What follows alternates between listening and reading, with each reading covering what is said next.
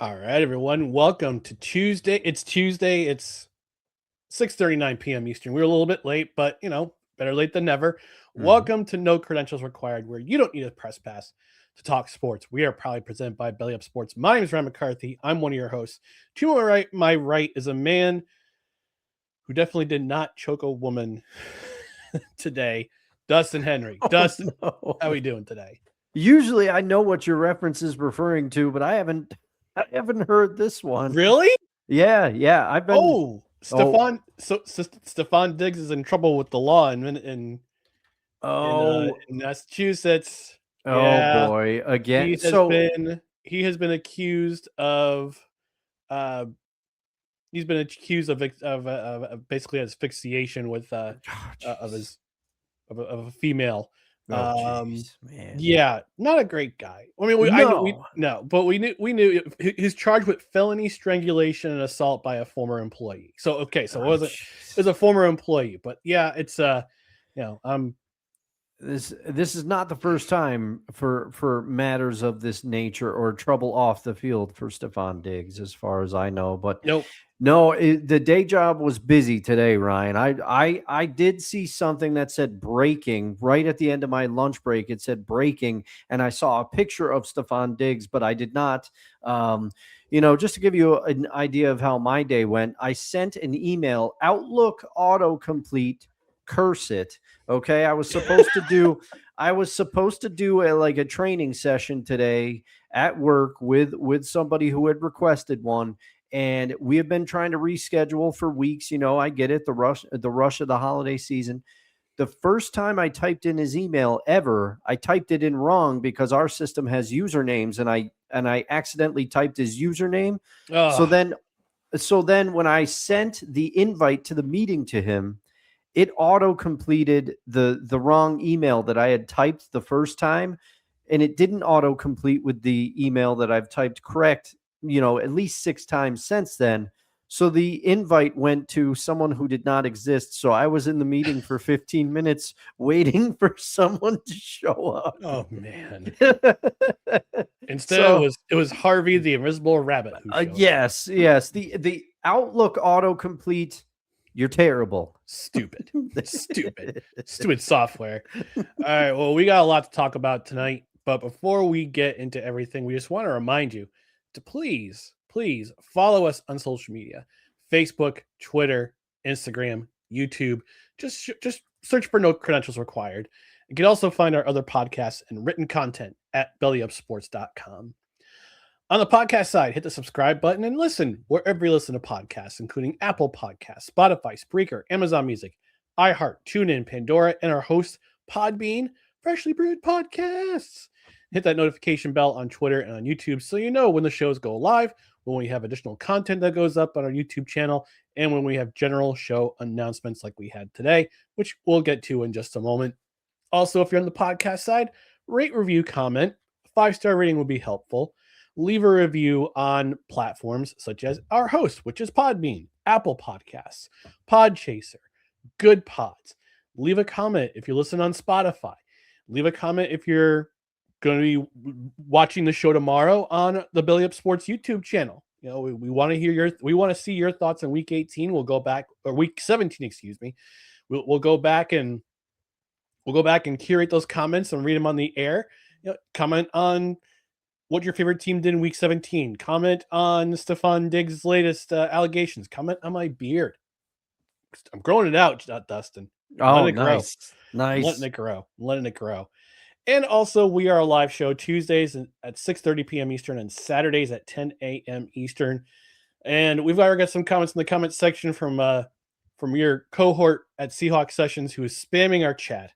But doesn't matter if he's spamming the chat. But I'm feeling a little down. I'll get to the reason why in just a moment. But this tune always seems to make me feel a lot better. Yes, even though it's a bit of a somber occasion to start, chime time is always on time. This one's for you, Tags.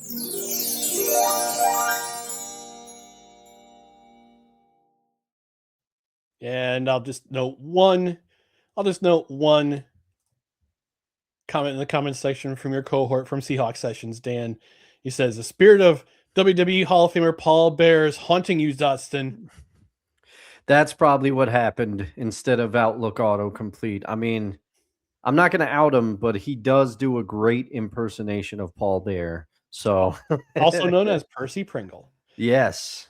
All right. We're going to get the tough stuff over with. We need to pay tribute to our show mascot, Tagalong. Unfortunately, that's not what I wanted.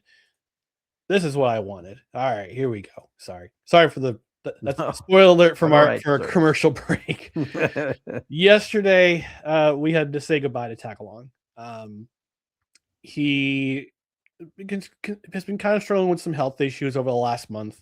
It all stemmed on Thanksgiving weekend. We took him to an emergency vet visit. We thought it was one thing, then the thing didn't seem to improve. And last Monday, my sister took him back to the emergency vet, got some additional test results, and we found out that unfortunately he had cancer that started in his colon and had spread into his other organs. And we just decided, you know what, it'd be better for us to let him go, let him be at peace, let him be out of suffering.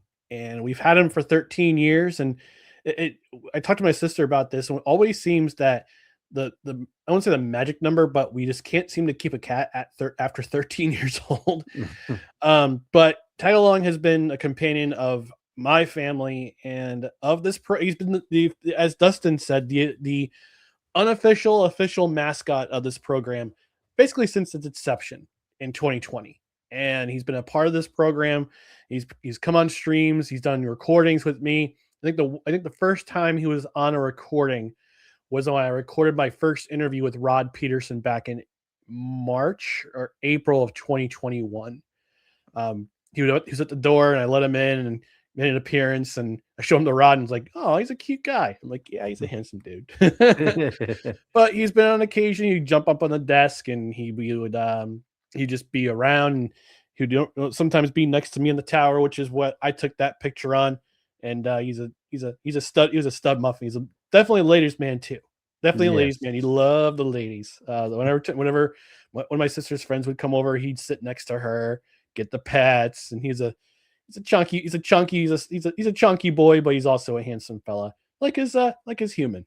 But I remember the day we first brought him home, and he was my sister put him in here. This used to be a spare bedroom. Now it's the study/studio. The world headquarters. No credential required. And when I opened up the door, he's right there. He's a small little thing. He just started climbing my pants leg. I just come home from church, and he started climbing my pant leg. And I knew, the cat distribution system is undefeated. He chose me, and I just spent as much time with him as possible. Let him play out in the play while he was getting acclimated to the house. Oreo never really, I wouldn't say truly liked him. I mean, she tolerated him, but when she was here, but we had our share of. He was basically, as my sister would say, Dennis the Menace in cat form. Like, he would get into so much trouble with everything, scratch places where he shouldn't have scratched, knocking stuff over. Just he's trying to get your attention. He just wanted your attention. That's all you wanted. You just wanted to be loved. And to anyone who interacted with him, I know, Dustin, you've had your share of interactions with him over the years, and your sister as well. And like, anybody who's had any interaction with him knows how much of a love bug he was, knows how much of just a joy. Like, he brought joy. No matter who came in the house, whether it was anybody from my family, friends, just random visitors coming by. He was an absolute. He brought joy. He brought joy, and I'm gonna miss him a whole lot. It's I was noting today, and I started after a month off. I started getting up early again and going to the gym.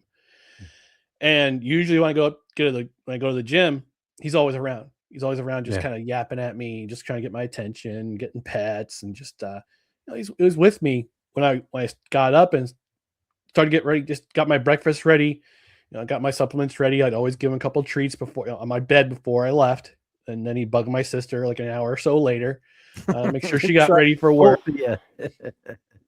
But it's just weird. Over the summer, after I would leave the house, and I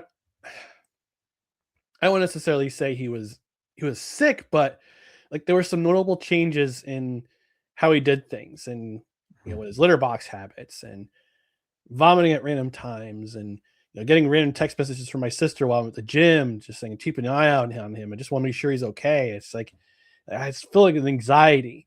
Mhm. And when I went to the gym this morning, I don't know, for some reason I kept looking at my phone, like waiting for my sister to text me or say something, and it's just like no, it's silence. I felt Yeah. it's a weird thing to say, but like I felt free. Like he was saying, "All right, you thank you for taking care of me. Your time is over. Go take care of yourself." And for the last month, that's what we've been doing. We've been making sure he gets his meds in at certain times, and we had a Mhm. schedule, and he knows when we have to give him medicine, even though he acted like he didn't need it, but he knows he needed it. Like yesterday, we tried to get him off. We tried to make sure he didn't get any medicine, but we could tell he wasn't feeling great. So we gave him his medicine, and we had our mobile vet come over and do everything he needed to do, and he went peacefully. And today's been kind of weird. It is, Oh, yeah. but yesterday after the whole thing was done, and just the rest of the day just went on. Like it felt like it even at 8 o'clock at night. It's like wow, it's not even been 12 hours, and he's gone. And Yeah. today it's just been felt so weird because I'm used to him coming in, like whenever I'm working, coming in to study and just saying hello, bumping up against my leg and jumping up on his tower, trying to get to the waste paper basket that's plastic, and because he like to get into plastic and try to chew it. And that's the thing he was always known for, was just trying to chew random pieces of plastic. And I'll share one story uh, before I'd like to have Dustin have his thoughts if he has any. So one day this is when my sister was working for the county, and she had come home for lunch. He had greeted her at the door, and all of a sudden she couldn't find him. Like my Oreo was still around with us at the time, Mhm. and she was in the house, and she was with my sister. Whenever there's food around, like he wanted to eat with us. His favorites were ham steak, chicken, um, pork, any kind of pork, but he loved chicken the most. So we're going around, like we're looking for him, like where's Tagalong? And all of a sudden we just see him looking in the window, going like this, like outside, going like this, pawing the window, because somehow he snuck out the door, and he wanted to come back in. He realized it was I think it was a kind of a like a cooler, damp day, and he realized Oh. that he didn't want to be outside anymore. So we just see his little face, like kind of peeking in, saying, "Guys, let me in." But he was always trying to get outside too. Like but he was a handful. He was a handful, and like I said, today is just very weird. A lot Yeah. of the loss. There's just this silence and this presence that's no longer with us, and it's gonna be a weird adjustment for a while. And yeah, I miss him very much already, and as does my sister. And Mhm. he's been a big part of our lives for the last 13 years, and this is probably just his way of telling us thank you. Now it's time to take care of yourselves. Like it's gonna be a big void in my heart for a while. Oh, yeah. But he was such a good cat, and gonna miss him a lot. It's gonna Oh, yeah. be I mean, I'll see him again. Like I'm someone who believes that when I get to heaven, Mhm. I'll see him, I'll see Oreo, I'll see Mookie, I'll see Muffy, I'll see all of them. Because I believe, if God created us, He created pets too. Why wouldn't you see them in heaven? So that's all I got to say, and just to say thank you, Tagalong, for many years of love and joy, and giving it to us and letting us give it to you back to you in return. Yeah. Yeah, and I think it's wonderfully said, and I mean, obviously, I don't have as many memories of Tag Along as you do. You were his owner, he lived with you. But he he was the I remember when I first went to your house for the first time Mhm. many years ago now, Yep. which the passage of time is an odd Yeah. thing. And Oreo was still around at that time. Yep. But Oreo was a much more, how shall I put this? Oreo was a much more particular and bashful cat by my Yep. memory. So I never really interacted with Oreo. Tagalong was the one that kind of welcomed people into the fold. But as you said, he loved the ladies. He was a little more hesitant of me. He was hesitant to me, but by the you give him about 20 minutes, eventually he'd come over and say, "Hey, who's this guy?" Yep. And then the next thing you know, he'd be up there and Yeah. you'd be petting him. And to hear you tell the stories, because I remember him as also the more mischievous and Oh, yeah. courageous of the two cats. Yep. He would take some chances. He definitely would. And right when even I noticed the small change, because on my first few episodes, and even maybe the first 2 years I was on this show, he was always like randomly getting into the camera, and he was also vocally making his presence felt quite a bit. So I even noticed the little bit of the tapering off, but he was getting older, and also he probably just wanted to sleep a lot, because hey, as I get older, I want to sleep a lot. And it's gonna be as someone who's gone through grief before, because I was telling you in the green room, to me, grief is grief. Pets are members of your family. Yep. They are, and the impact that they have. The only terrible thing about owning a dog and a cat is they most likely aren't going to outlive you, and that's a terrible thing. And because they bring so much joy to everybody's life who's an animal lover. And I mean, it does. Your house is going to feel different, and you will probably think of him at random times, but he'll always be with you. And you both did an amazing job taking care of him. And I was lucky. I'm not the biggest cat person, but he was on my cat list. There's a short list of cats, because to me, he had more personality than some cats. A lot of cats are aloof, and they don't really want to interact with you. He would interact with you, and he loved attention as much as anybody else. Mm-hmm. So absolutely. So yeah, I'll miss you too, Tagalong. The show mascot forever. Yep. Got some comments in the comments section. Julie from Michigan stopping by saying, "R.I.P. Tagalong. You'll be missed, little buddy." And she also says, "Good evening, gentlemen. Good evening to you, Julie, and happy birthday, by the way." Oh, happy birthday! Wow, I did not know that. Yes, happy 21st, Julie. In the age of Facebook and stuff, it's always, you wake up, you see that it's somebody's birthday, and it kind of takes, there are certain birthdays that stick in my mind, but not a lot of them anymore. So happy birthday. Yeah.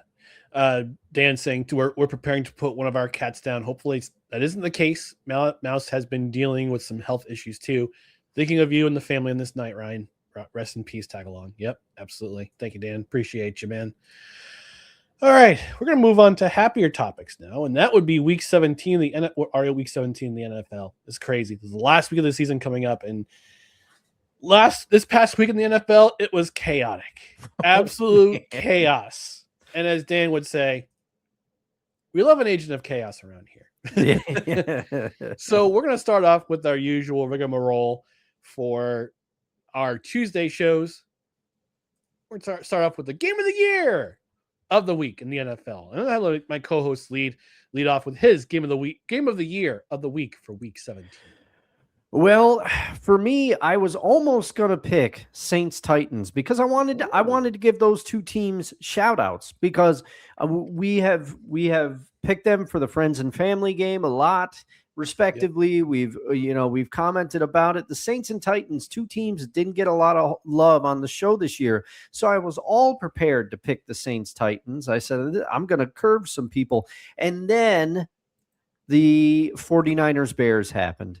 And I'm sorry, but that game was so good. What a shootout. I'll try to keep this brief, Ryan, because so much happened. Obviously, I had my eye on this game for playoff and NFC seeding implications. We will get to that on on Saturday's show. But boy, did this game deliver. I use the analogy of a boxing match too much, but this felt like one. The Bears hit a shocking opening punch, tipping a pass and picking it for the score on the opening throw and play by Brock Purdy. Spoiler alert, he would be fine.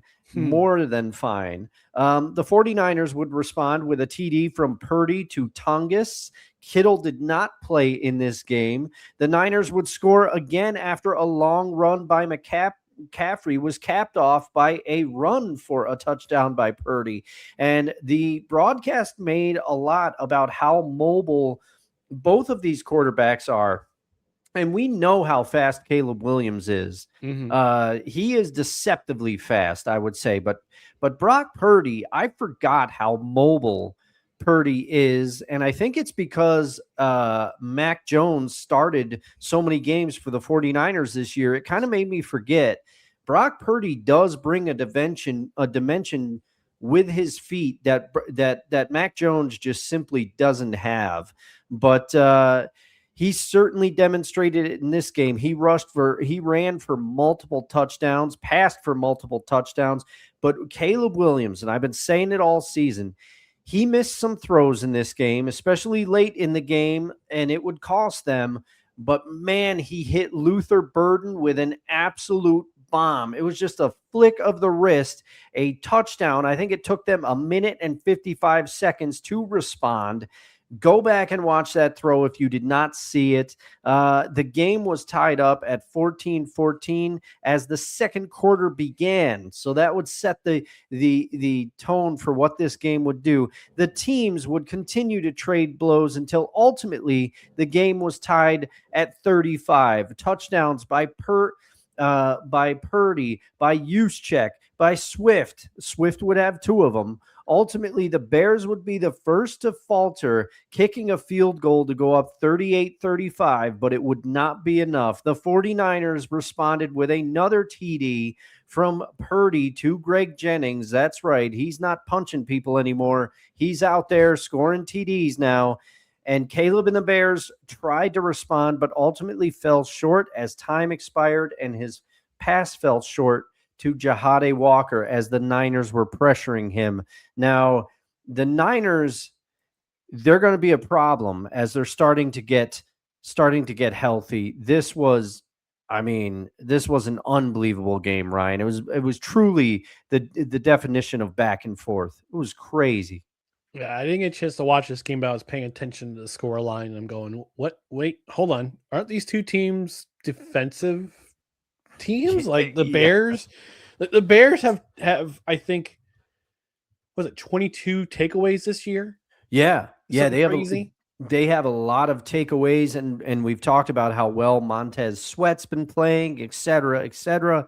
And there were some stops in this game, but not many because both these teams were just scoring at will. I watched most of the game with the sound off because I was multitasking, everybody, but I had to watch it. The beauty of the PlayStation Portal, everybody. You gotta balance things when you can. But man, what a game. And both quarterbacks used their legs to extend plays. This game had everything. Go back and watch it. I think I saw a stat: the Bears became the first team to win the turnover battle, have no turnovers, no sacks, and have over 400 yards of offense, and they still lost. Yeah, and still lose.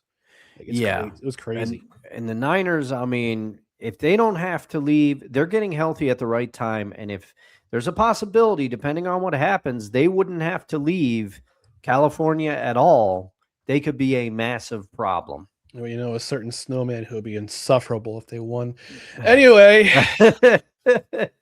This is the episode, Snowman. That's the most complimentary you're going to hear me get of the 49ers. There you go. My game of the year of the week was Eagles Bills. And yes, there weren't a whole lot of points scored in this game. This was a slugfest between two teams that look, let's not lie. These two teams are Super Bowl contenders. We could see them again in Santa Clara come February 8th, sixth, eighth, I believe it's the eighth. it's the eighth. Yes. Yep, it's the eighth. I was right. I was right the first time. Don't question yourself, Ryan. Be confident.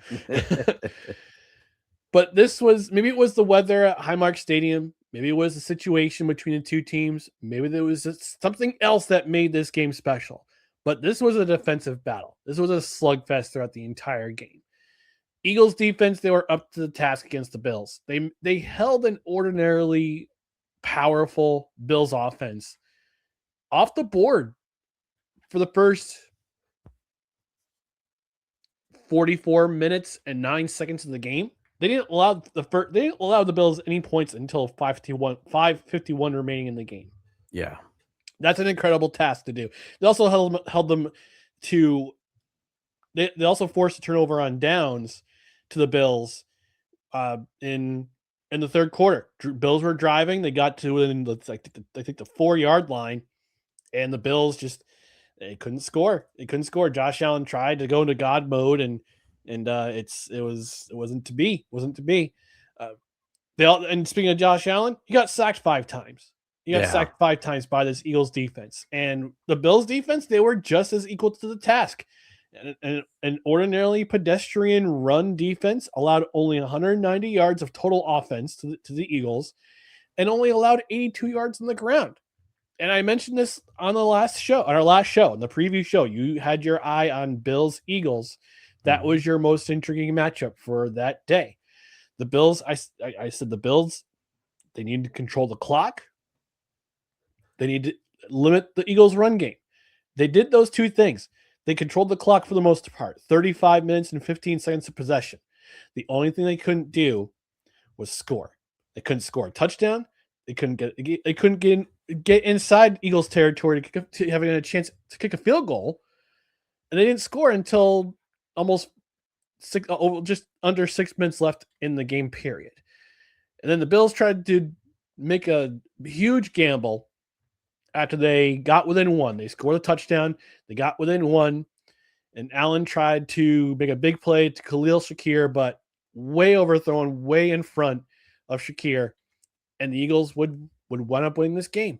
Now, the biggest question after this game, even with their poor offensive form throughout the season, the Philadelphia Eagles, is the strength of this team their defense? Yes. Okay. I would say it is, because and Ryan, I would have disagreed with you up until watching that game. The reason I agree with you is the way they got after Josh Allen. Josh Allen can evade sacks with the best of them because he's so big and he's also fast, kind of like Cam Newton was back in the day. Cam was really hard to bring down, as was Ben Roethlisberger, both those guys. But Josh Allen's up there with those two as far as but he's a little more elusive than certainly Ben Roethlisberger. Cam was pretty elusive on his feet as well. We all know that. But man, the performance that they had against these Bills, and they shut down James Cook too, to a large degree. And the thing that I didn't realize, did you see this, Ryan? Jalen Carter blocked that one of the Bills' kicks. He got a hand on it. I did not realize it. He's one of their defensive stars, and he plays every snap on special teams. That blows my mind. That's crazy. Man, so I think the Eagles' defense is starting to say, all right, if the offense is going to be what it is, sometimes it'll be there, sometimes it won't be there. We'll always be there. That's how I view. This was a statement game by that defense. Yeah, and Jalen Carter returned to the lineup. He had a double procedure on his shoulder, some sort of procedure on his shoulders to relieve the pain. He was back in the lineup, and he's a big difference maker in this game. So good on him. Good on this Eagles defense. There, they didn't have to worry about a playoff matchup. The only thing that really concerned them was seeding. They already won the East. Yeah, because that whole division's dog water after them. let's face fact.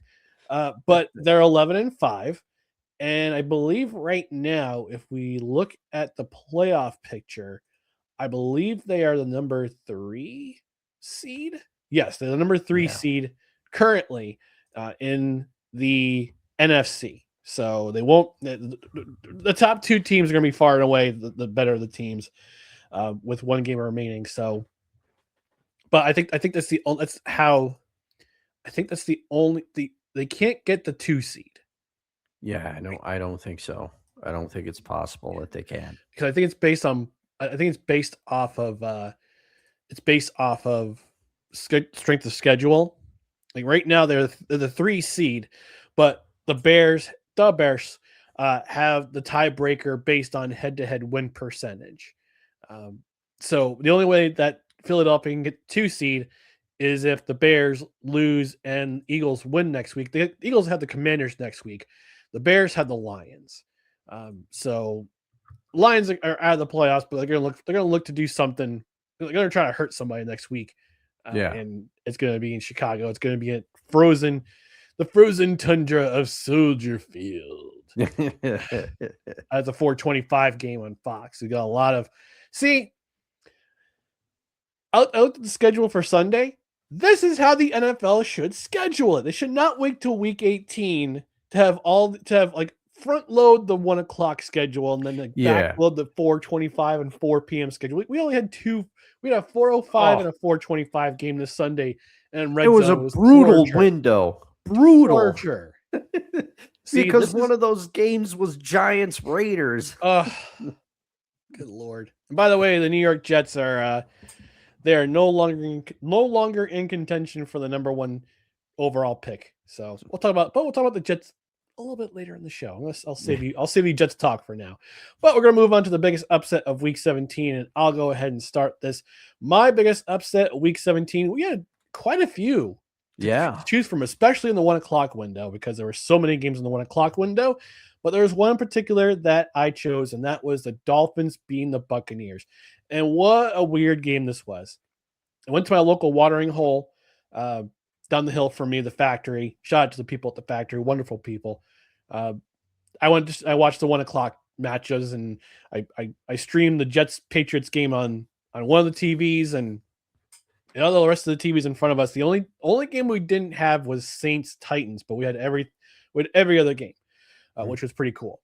But coming into this game, the Buccaneers had lost 6 of their last 7. The Dolphins were thoroughly outplayed their previous 2 games, and we're kind of all wondering what's going to be the future for Mike McDaniel after this game. I think we have an indication of what's going to happen at the end of this season, after week 18. The Dolphins were playing for draft position. Buccaneers were fine to stay alive in the playoffs. And I got to ask the question here. What happened to the Buccaneers run game? This run game is a shell of what it was from last season. Bucky Irving was a pleasant surprise. Yes. He was, him and Rashad White, and they were doing some great things last year. It's a shell of what it was. And the Dolphins' rush defense coming into this game, they were ranked as one of the lowest ranked run defenses in the National Football League. They let only 53 yards. Yeah. And that forced Baker Mayfield to revert to his 2021 form when he was in Cleveland and play hero ball. Excuse me. Yeah. He had to play hero ball in this game. Had 2 touchdown passes, but he also threw 2 interceptions on top of the 346 yards passing that he had. Had 2 interceptions, fumbled once off a strip sack by Bradley Chubb late in the game. And then on the other side of the ball for the Dolphins, Quinn Ewers, rookie quarterback from Texas, he didn't have to have a sexy game, but he did just enough to help the Dolphins win. He had 2 touchdown passes. One was a long touchdown pass to Theo Weiss Jr. Yeah. If you can name his college, I'll give you a prize package. Just kidding. I can't afford it right now. But he threw a touchdown pass to Theo Weiss Jr. and Greg Dulcich. And if you had those 2 scoring touchdowns in this game, you would have made a lot of cash in a parlay. But those were 2 passes that were big, plus their defense. They played a big factor in this upset win. And it was unfortunate for the Buccaneers because not only did they lose, the Panthers lost too. Panthers lost to your Seattle Seahawks, Dustin. And yes. I'm pretty sure you had a lot to talk about in the post-game breakdown of that game. I'll go check it out. But it sets up a win and you're in a win or go home game for the Panthers and the Buccaneers on Saturday night. And it's another season that the NFC South, we talked about the NFC South, how we thought it would be a sneaky fun division to watch. I say probably midway through the season. Yeah. And now it's a dog water division again. It's true. Incredible. It's true, but I will say, man, and you might hear a little bit more about it at the end of the show from me, but the Saints are starting to build something down there. I think Kellen Moore's got something going on. But we'll get into that. But yeah, this division, I almost picked that game, Ryan, because I was blown away by what the Dolphins did. The Dolphins have been one of the most. They'll knock off teams out of nowhere that you expect them to just get boat raced by, but then they'll fall on their face. The Dolphins are such a strange team. But Ryan, as you said, there was a few upsets to choose from. But last night, and I told you in the green room I was going to tell you a story. I had originally penciled Browns over Steelers as the biggest upset in there. Oh. And then the Falcons came out and did what they were doing to the Rams early to start that game. And then the Rams started to battle back. And so Ryan, if you could have been in real time in the document that you and I prepped for the show, I typed Rams Falcons ? Then when the Rams started to come back, I deleted it and I put Browns over Steelers, and because I was like, I jinxed it, and then the Rams did end up losing, but. This is a huge upset, monumental. The Falcons had absolutely nothing to play for, and the Rams had everything to play for. There was a lot of stakes for the Rams in this game, and shout out to the Falcons. They've won their last 3. They're playing for Raheem Morris in this one, and that defense got after Matthew Stafford a little bit. Listen to this line from Stafford. He threw 3 interceptions. 3. When he threw his first interception of the game, it was only his 6th all year, but he threw 2 of the interceptions were pick sixes in this game, Ryan. The Falcons defense also sacked him 3 times. The Rams had a couple injuries on their offensive line heading into this one, and it showed. DJ Humphries, man, he had a struggling game. He's played in the NFL for a while, but he really, really struggled. There was a 36-yard catch by Puka Nacua that was going to get them back in the game. They were down multiple scores at this point. They had kicked a field goal, I think, was all they had managed so far against a resilient Falcons defense.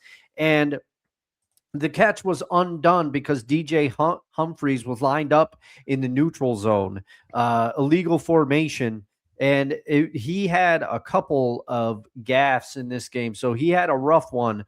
But I had said on Saturday's show, I picked it for the friends and family game, and again, I'm eating crow because it was an entertaining game because the Falcons showed up to play. But I said the only way that the Falcons could win is if there was a couple fluky touchdowns by Kirk Cousins to I said Kyle Pitts, but that's not what happened. But there were a couple of fluky touchdowns, and I also said Bijan would have to go off, and he did. 22 carries for 195 yards and a touchdown, along with 5 receptions for 34 yards and another touchdown.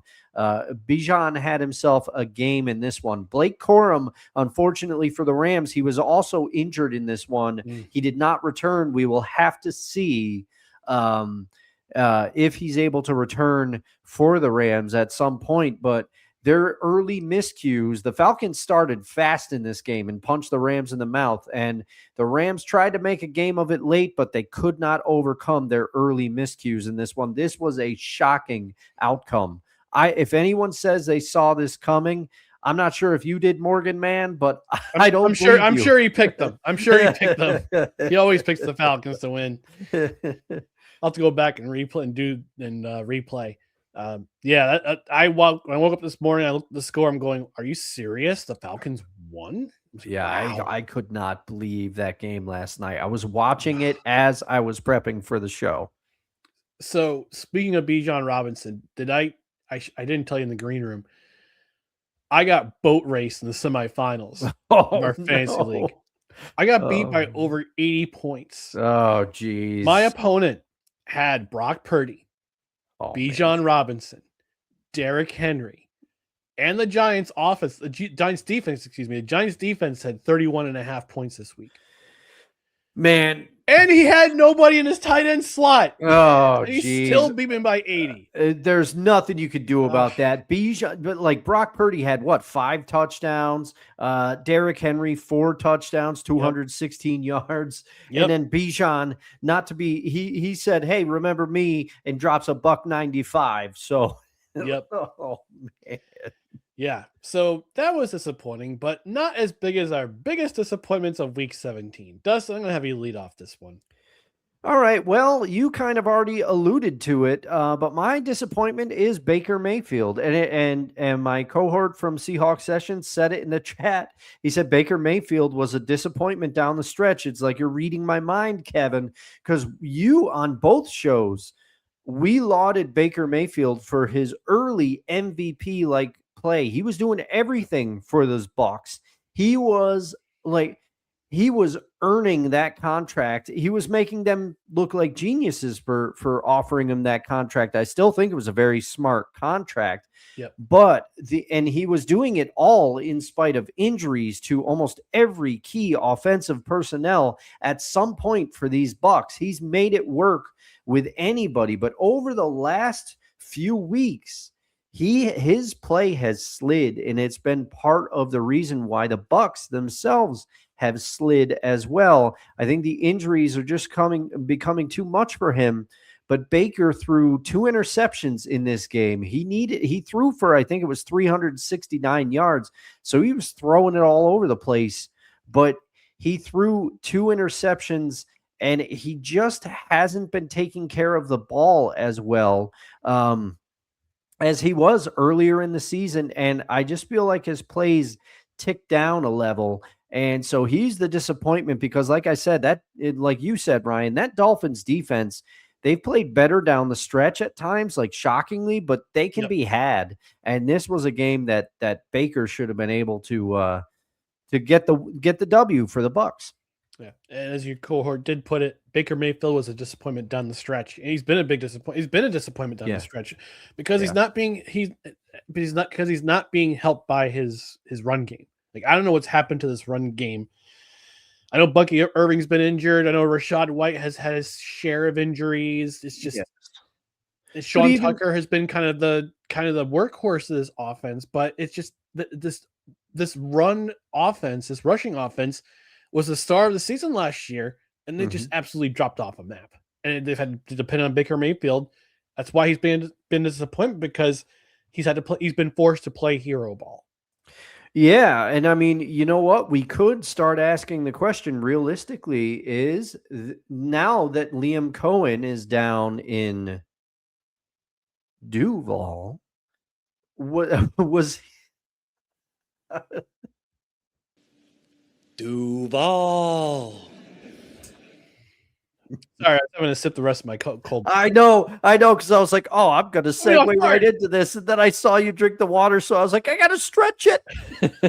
Oh man, but how much do you think? Like at first, they're like they don't miss him at all because the Bucs offense was clicking, everything was going right, and you mentioned him, Sean Tucker, when those injuries happened and he had to fill in, he had like a monster game. I'm like the Bucs can't miss here. Emeka Egbuka was catching everything, even though the fact that Evans and Godwin were both out, and now both of them are back, and you thought that the Bucs would kind of boost up, but they have wilted. Yeah, and both Godwin had a big game on Sunday, and so did who's the other receiver? Jalen McMillan. Oh, Jalen McMillan, huge game, and that's because Mike Evans got taken away. For the most part, he had a touchdown, but he got taken away for the most part. My biggest disappointment of Week 17, the Pittsburgh Steelers. They had a chance to clinch the AFC North and make next week's game against Baltimore completely inconsequential. Now they face a winner-go-home situation after laying the biggest egg of the season against, of all teams, the Cleveland Browns. The Steelers defense. They did their job. They limited Shadur Sanders. They had 2 picks. They picked him off twice. I believe they also forced a fumble out of him. But neither team can move the ball effectively because the Browns defense was equally up to the task. And in this game, Myles Garrett did not get the record. He did not get the sack record. He's still a half sack away from getting the record. But in this game, I'm trying to remember how many times the Browns sacked Rodgers, even though Garrett didn't get any sacks. He was sacked twice. Okay, so Aaron Rodgers was sacked twice. Mm-hmm. But it's like another team could move the ball effectively. We only had 1 touchdown. It was scored by Harold Fannin. It was in the first quarter. It was in the first or second quarter. It's in the first half, and he had to leave the game with a groin injury. And he's being evaluated for the last game of the season, which would be I don't want to say it would be a killer for the Browns because they're playing the Bengals next week. But it's just they already have the wooden spoon in the division. So, but I was watching this game as I mentioned at my local watering hole. The gal next to me is a huge Steelers fan, and she was having a royal conniption throughout the game because of what the offense was not able to do. And it looked like at times Aaron Rodgers, he looked like he wanted to rip the head off of Arthur Smith for the plays coming from the sideline. He's just giving him this look like, are you serious? We're going to call this play? They have 4th and 3 inside Browns territory that they missed.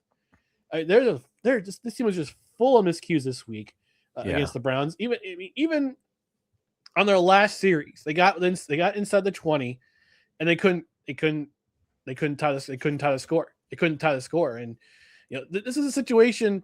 This is a game that you certainly need the services of one DK Metcalf. But wait, he's serving as the first of his 2-game suspension for taking a swing at a fan in Detroit.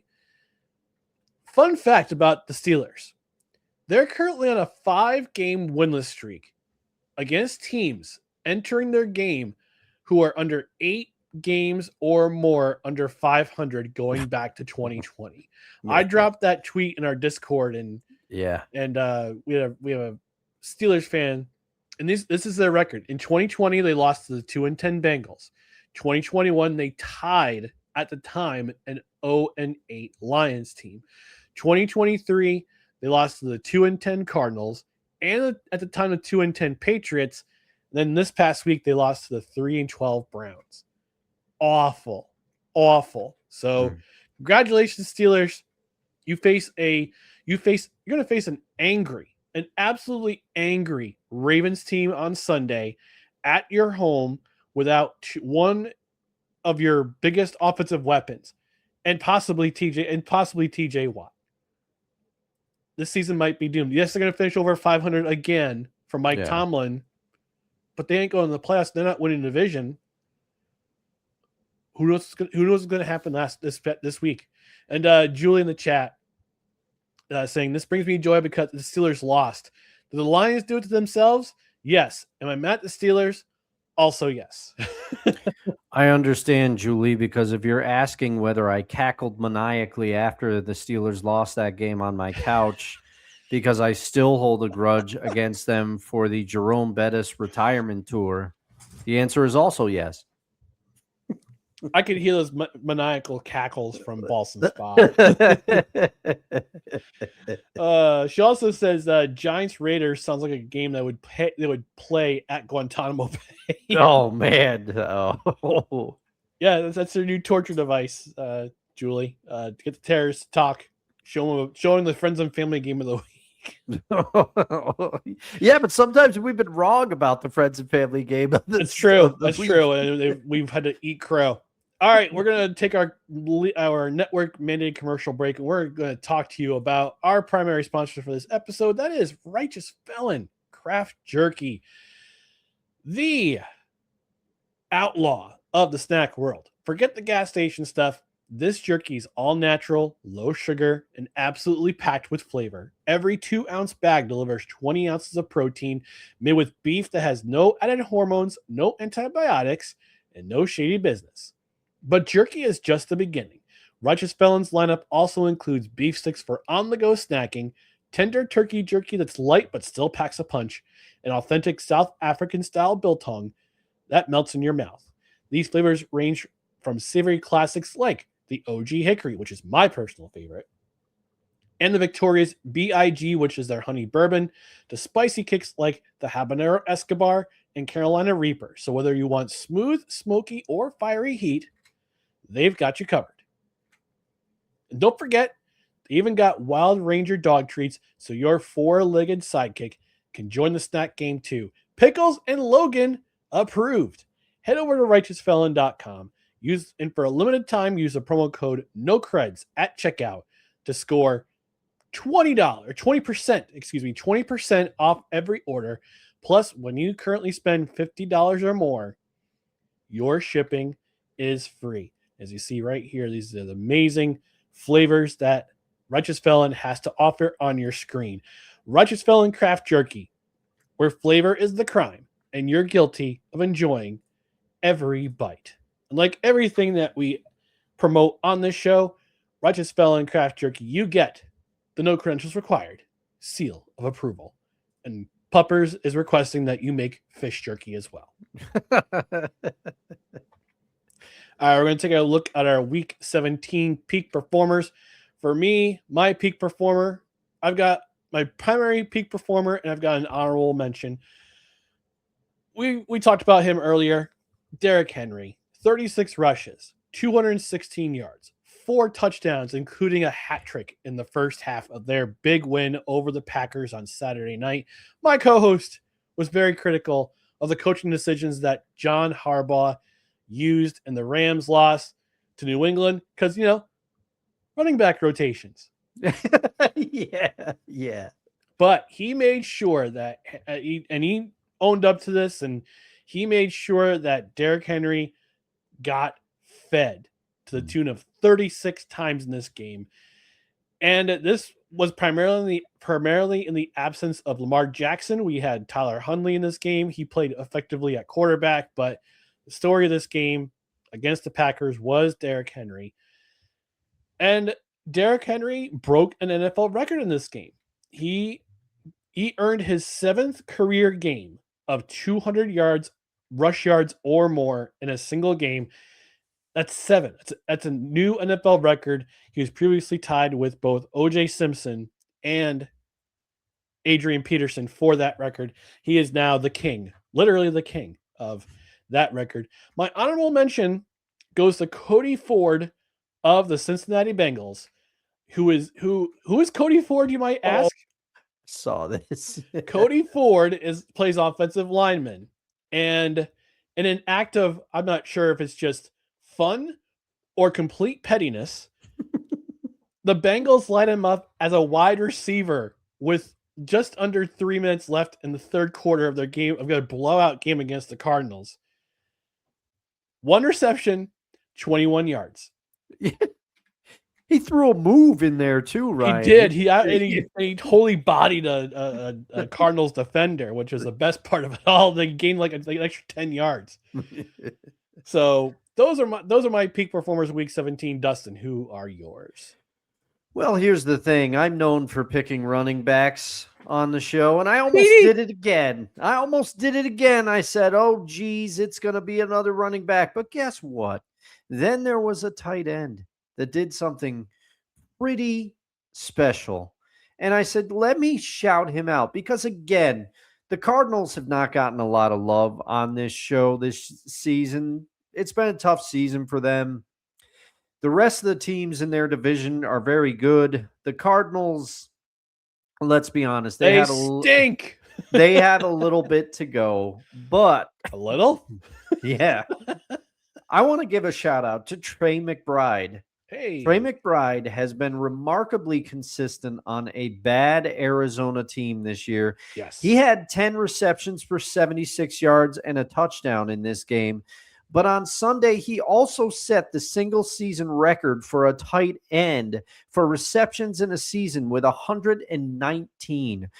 He broke it with 117 and then added 2 more receptions on top of that in this game. The record was previously held by Zach Ertz, but I mean, no matter who is at quarterback, McBride's been catching the ball, whether it's been Jacoby Brissett, whether it's been Kyler Murray, whoever has played quarterback since Trey McBride has gotten to the Cardinals, he's catching the ball and he's been the quarterback safety valve. So shout out to you, Trey McBride. I would argue he has ascended to possibly, and I know Brock Bowers will have a lot to say about this, and perhaps the rookie in Indianapolis, whose name is escaping me right now, and maybe Colston Loveland, the rookie in Chicago. Yep. Tyler Warren is in Indy right now. Sorry about that, Tyler. But for now, Trey McBride has taken the title of the best tight end in the NFL. He's very, very good. Okay. Going back to your comment about how you were cackling from your couch after the Steelers lost, Julie says, I love you for that, Dustin. You get me. She also says, also, no credentials required, has her fiance's approval. I have taught him well. Yes. Oh, thank you. Yes. Thank you. Welcome. Jump in the comments. Jump in the comments, man. We want to have you here in the comments along with your fiance. All right. We're going to move on to our biggest individual takeaways from week 17. And I'm going to have my co-host start with his biggest takeaway. Because I got a lot to say about my New York Jets in this one. Yeah. I figured you'd want to take the floor for that. So I'll keep this. It's kind of a continuation of what I already said, a similar theme on earlier shows. But this week's football was very telling. And I think in some cases, it's an indicator of which coaches could stay with their teams. The Falcons, as I mentioned, they've won 3 in a row, and that defense is playing for Raheem Morris. They're playing like they want him around. They're playing like they want him to stay. And who knows, with the play of Kirk Cousins recently and Michael Penix's injury and the uncertainty surrounding that, I wouldn't be surprised if they brought Cousins back on a team-friendly deal. Who knows? But they won 3 straight and they shocked the Rams. The Titans, parentheses, yes, the Titans have looked like an actual football team under interim coach Mike McCoy. I don't know if he's done enough to keep the job, but they have looked like they've actually been on a football field before, unlike when they were being coached previously. Callahan was making some crazy decisions. I'm like, what is going on, Brian Callahan? But the Dolphins are also, I mean, they've been up and down all season, but they're playing hard for Mike McDaniel. I don't think it'll be enough to save him, but who knows? Contrast that with Aaron Glenn, which I'm sorry, Ryan, I know you're going to get to it, but a 7-point lead feels insurmountable for the Jets right now. And then Pete Carroll, the Raiders are clearly tanking. We went over the Max Crosby situation, and also with everything to play for, there are 2 coaches that are losing, and I'm looking at Mike Tomlin and Todd Bowles. Could Todd Bowles or Mike Tomlin be in trouble? But the way that some teams are rallying around their coaches after losing seasons, you have to wonder if some of these teams are playing and saying, hey, we want this coach to stay. I think it is, and I think this week's brand of football was very, very telling. It'll be interesting to see what happens a few Mondays from now. Yeah, I mean, to add to that, Pete Carroll, you talked about the situation with Max Crosby, who I think we'll see him in either a Lions or an Eagles uniform next season, because somehow Howie Roseman's going to work that Sith Lord magic with the salary cap and restructure his contract, and they'll trade like a 2nd round and a 3rd round for him. No, well, the Seahawks inquired about him twice, and twice we're told to go kick rocks, as you like to say, Ryan. So I don't know. I they extended him in Vegas, but yeah, I think he's as good as gone, and I think you're right. I think we both want our teams to make a run at him, but I don't think they're going to be able to pull off the wizardry. No, I don't think Max Crosby would want to come to New York. But going back to your comment about the Raiders, even Pete Carroll might be one and done. Yeah. After this season. So yep, that's why he was in there. And that's why, just a programming note, since we're here, instead of next Tuesday, we're going to be broadcasting next Monday, because next Monday is Black Monday. It's the day after the last game of the NFL for the season happens, and that's when all the coaches, all the dominoes, all those coaches start to fall. So my biggest takeaway for week 17, I'm going to talk about my New York Jets, of course, because I have to. From the PR disaster that happened with the young lady who was supposed to kick for $100,000, and they said, no, you didn't tell us that you were a current coach and you were a former college soccer player. You didn't tell us that information. You didn't relay that information to us, so we're going to disqualify you. And big story in the Post, which led to online bullying by fans, and then the Jets turned around and they said, all right, we'll let you kick. And unfortunately, she missed the kick by not by a whole lot, unfortunately. But still, the PR disaster that is the New York Jets. They can't just seem to do anything right, both on and off the field. But on the field, let's talk about this. We got to face facts. My fellow New York Jets fans, hear me out.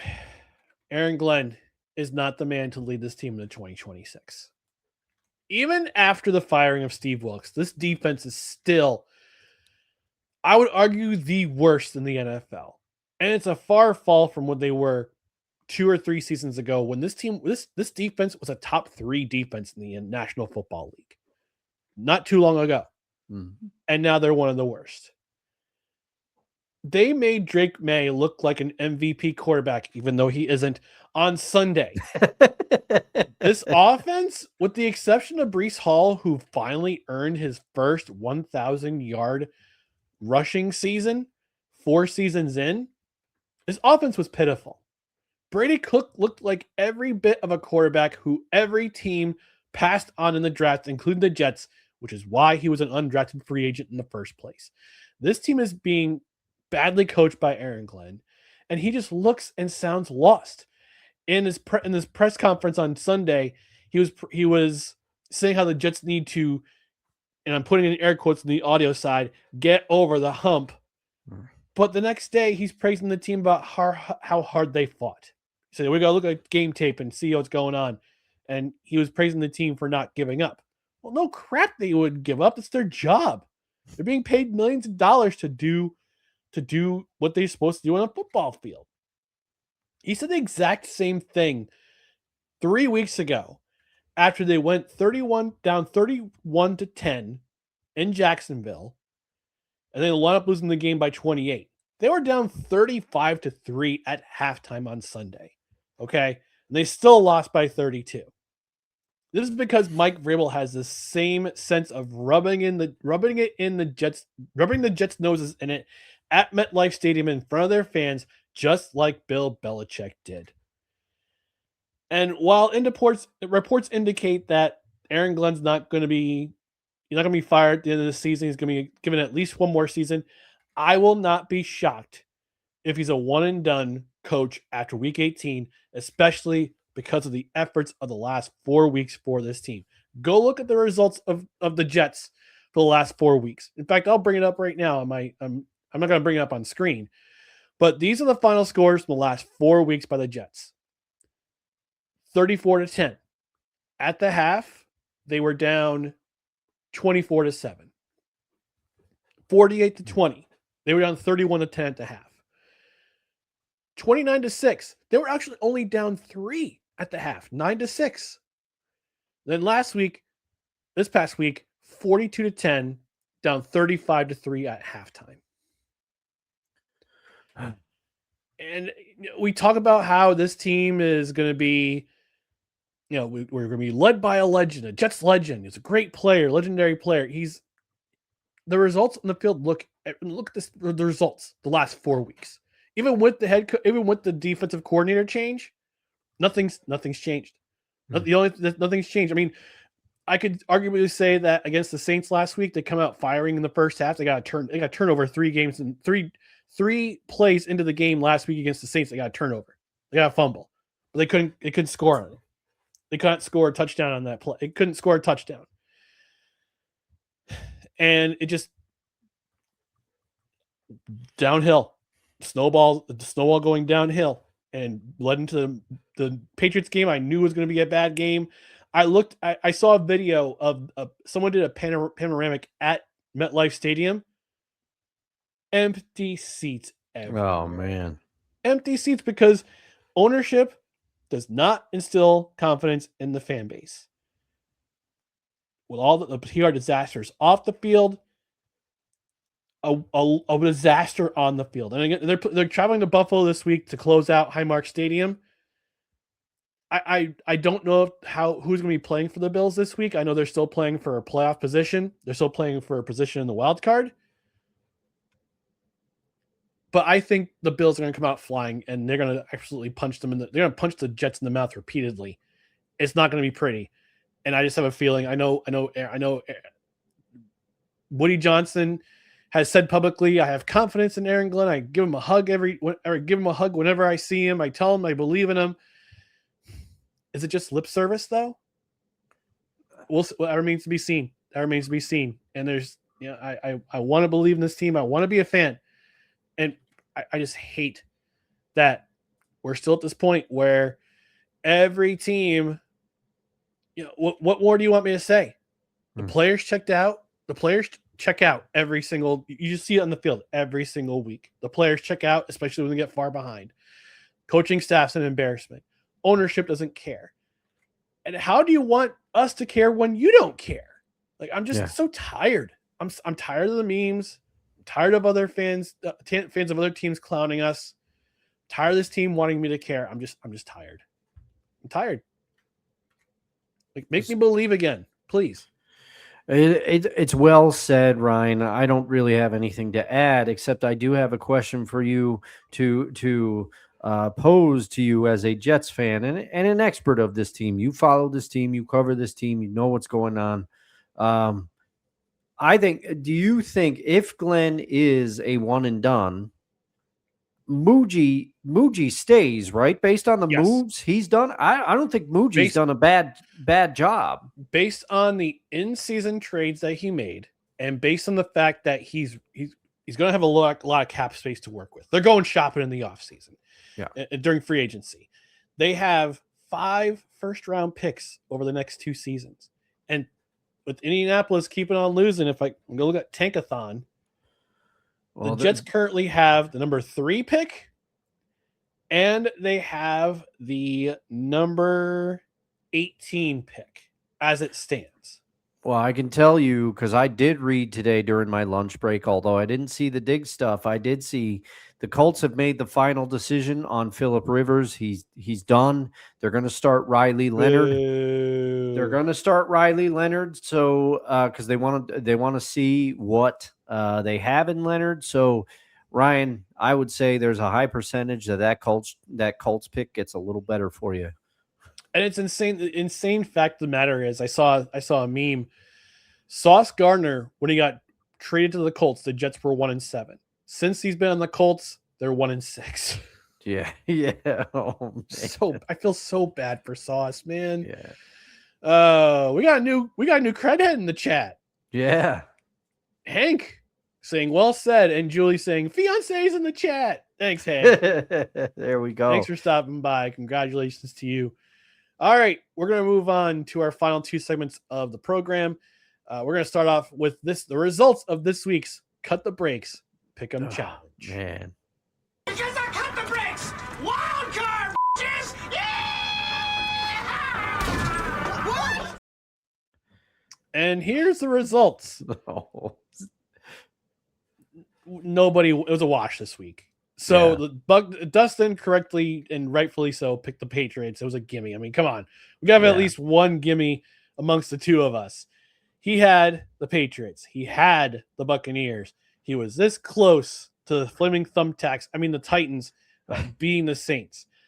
Why did I pick the Chargers? I don't know. They came close to winning, but they ran into the Texans. I had the Bengals being the Cardinals, and they did that, and I was very close to my upset pick, nailing the upset pick. That actually would have gotten me out of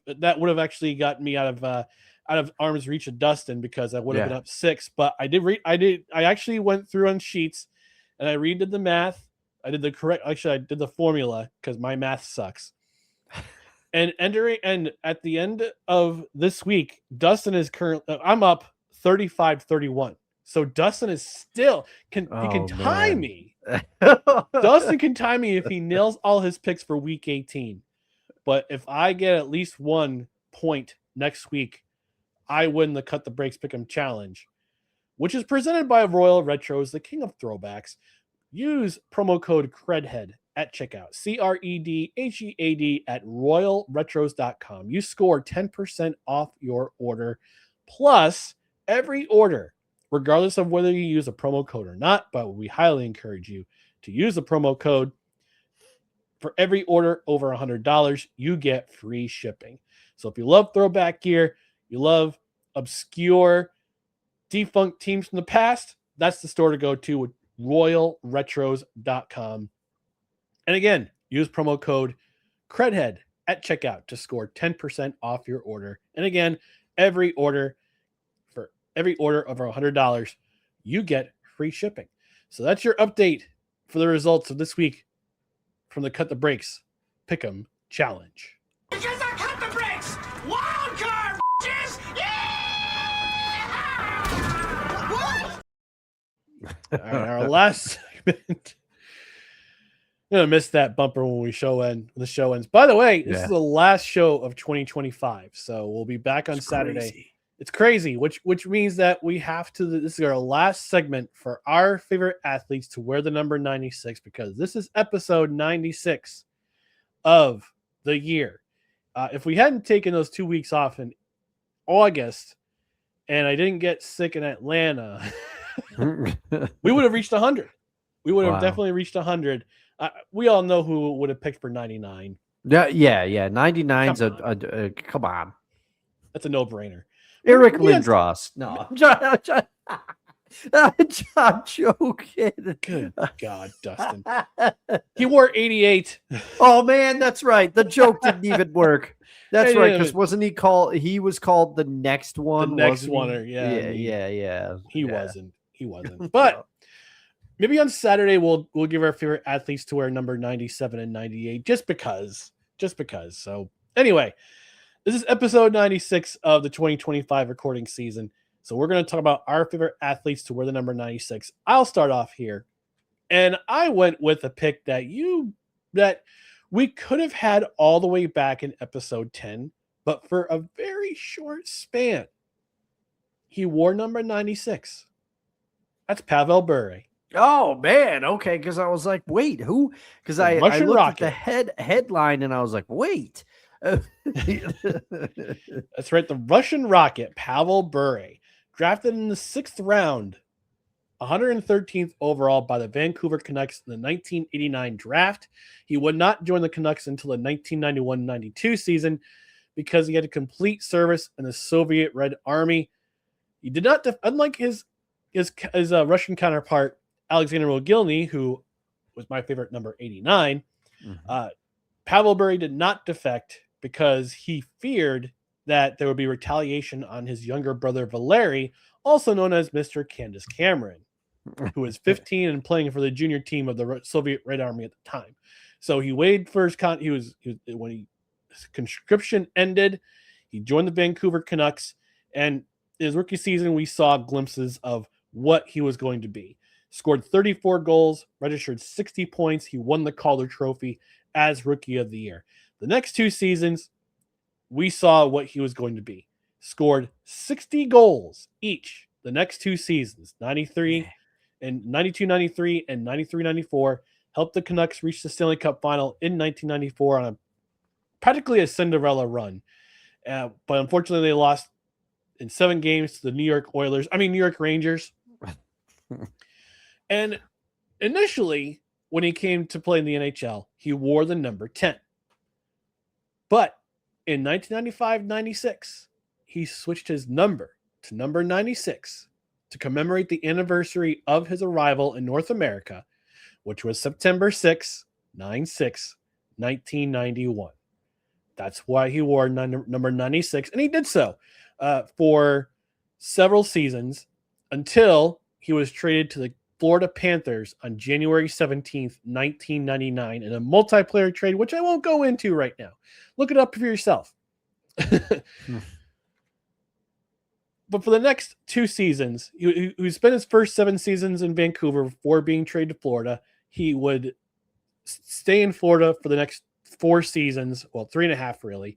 Led the league in goal scoring in 1999-2000 and 2000-2001, becoming the first back-to-back winner of the Maurice Richard Award for season goal scoring leader.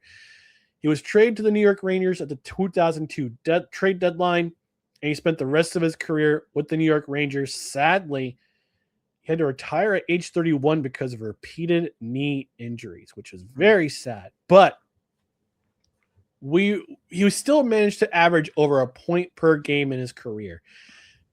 These are regular season stats. In 703 regular season games, Pavel Bure scored 437 goals, 342 assists, including 121 goals in the power play. He was a 6-time All-Star game participant, was part of the NHL's first team All-Star 3 times, and he was named as one of the NHL 100 players of top 100 players of all time in 2018. And he was inducted, rightfully so, into the Hockey Hall of Fame in 2012 in that same class. Joe Sakic, who I believe was my number 19. Yes, on the show. I think he was. Yep. Matt Sundin and Adam Oates, as who are players who went in. Sabres broadcaster, may he rest in peace, Rick Jenneret, was also inducted into the Hall of Fame that year, and journalist Roy McGregor was also inducted into that Hall of Fame class of 2012. So that's my favorite athlete to wear number 96, albeit briefly, Pavel Bure. So Dustin, who is your favorite number 96?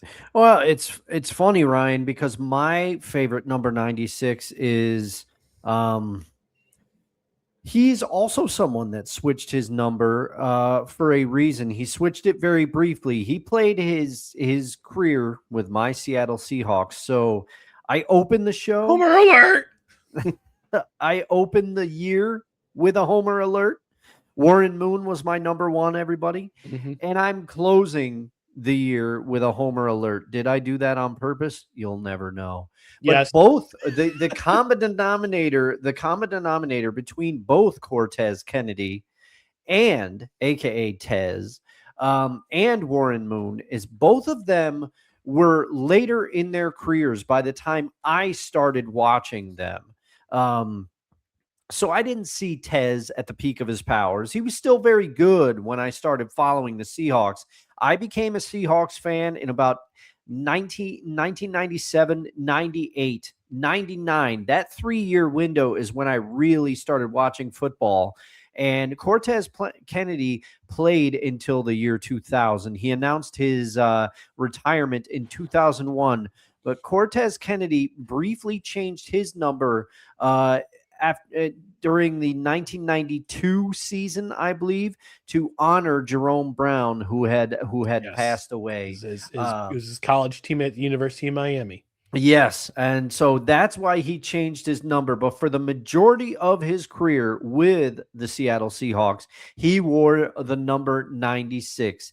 He is a Hall of Famer. He is an 8-time Pro Bowler. He is a 3-time All-Pro. He is a member of the Hall of Fame All-90s team. He was the 1992 AP Defensive Player of the Year, okay? In that year, in 1992, do you want to know what the Seahawks record was that year? It was 2-14. I was going to say it was pretty awful. Yeah. Do you know how good you have to be the defensive player of the year on a team that finishes with a 2-14 record? I can answer that question. It's like Andre Dawson winning the MVP as for a last place Chicago Cubs team in 1987. Precisely, precisely, because Cortez Kennedy, I understand he never really. 1992 was his breakout year. He was drafted 3rd overall by the Seahawks in 1990, but 92 was his breakout year. That year he had 14 sacks, 4 forced fumbles, and 92 tackles in a season. Guess what? They played fewer games back then. The schedule was not 18 games. So those are good numbers.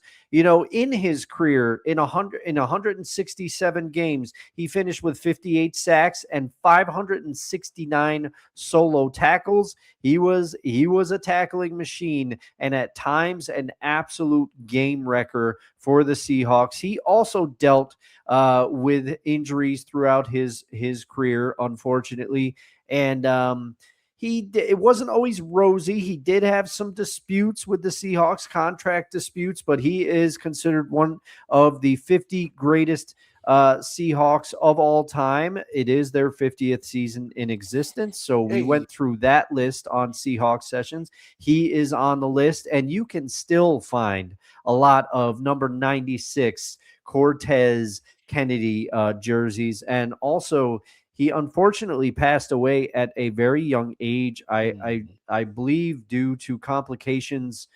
I can't remember what the complications were from, but relatively young. We lost Tez a little too early. But even though I did not see him at the peak of his powers, he's a Seahawk I still remember very fondly. He is my favorite athlete to wear the number 96.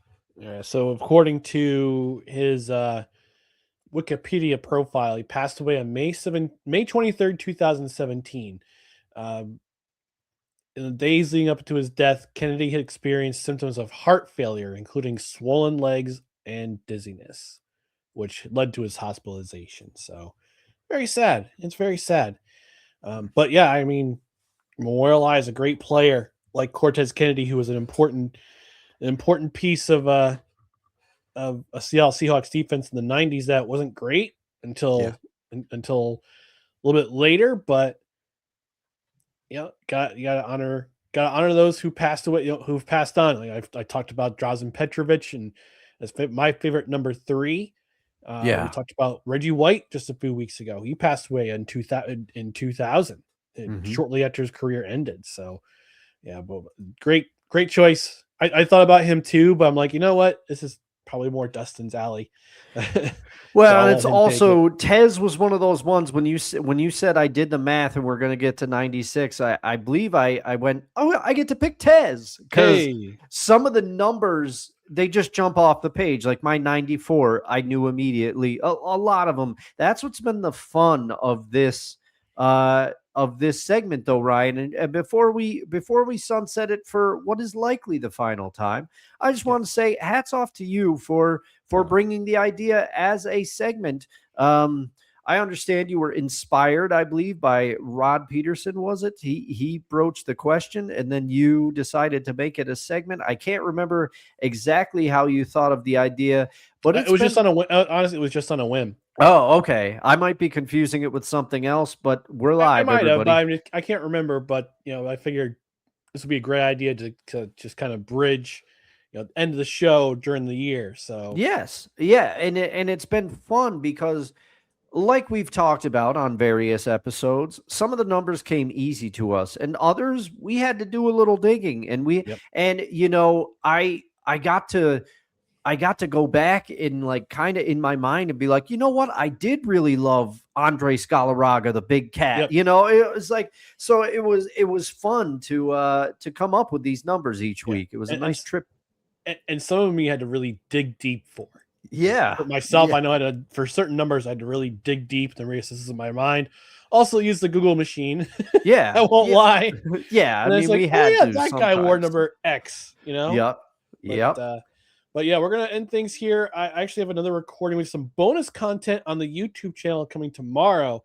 I'm recording the college football playoff quarterfinal preview with friend of the show, guys. We'll be doing that in a little bit.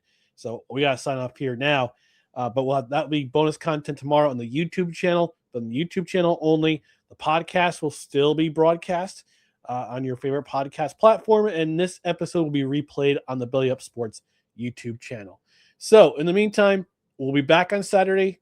But in the meantime, please go ahead and find us. Follow us on social media. Follow us on platforms such as Facebook, Twitter, Instagram, YouTube. Just search for No Credentials Required. You can also find our other podcasts and written content at bellyupsports.com. On the podcast side, subscribe to the podcast wherever you listen to podcasts, including Apple Podcasts, Spotify, Spreaker, Amazon Music, iHeart, TuneIn, Pandora, and our host, Podbean, Freshly Brewed Podcasts. Hit that notification bell on Twitter and on YouTube so you know when the shows are live, when there's exclusive content on the YouTube channel, like my college football playoff quarterfinal preview. Will be up tomorrow morning at 8 a.m. on the YouTube channel. And you're also informed of general announcements as well. Thank you for joining us on a somber but also a very fun episode of No Credentials Required, where you don't need a press pass to talk sports. We're proudly presented by Belly Up Sports for Dustin Henry. I'm Ryan McCarthy. We'll be back Saturday morning, 10 a.m. Eastern. We're going to preview. There's no Thursday night game. So there's no Thursday night game recap. There's no extra games. We're going to just go right into week 18, talk about the matchups that we're looking at, talking about the games that are friends and family games. We might do some bonus friends and family games just because of the schedule and how it is. I mean, we may even do 2 games that we're keeping an eye on. I obviously know what one of them is, which is going to be on Saturday, very in the early going. So 10 a.m. Saturday, join us here live or watch it on the replay on the Belly Up Sports YouTube channel or listen to it on your favorite podcast episode afterwards. For Dustin Henry, I'm Ryan McCarthy. Thanks for joining us. Happy New Year. Have a safe and happy New Year, which is Thursday. Come back. Join us on Saturday morning, 10 a.m. Eastern. Grab your coffee. Grab your preferred drink of choice, bacon, donut, whatever, what have you. Come preview Week 18 of the NFL with us, which I'm sure is going to be just as chaotic, if not more chaotic, than the previous 17 weeks have already had. But join us then. Have a great, happy, and safe New Year. We'll talk to you on Saturday. Good night, everybody. We're going to miss you, Tagalong.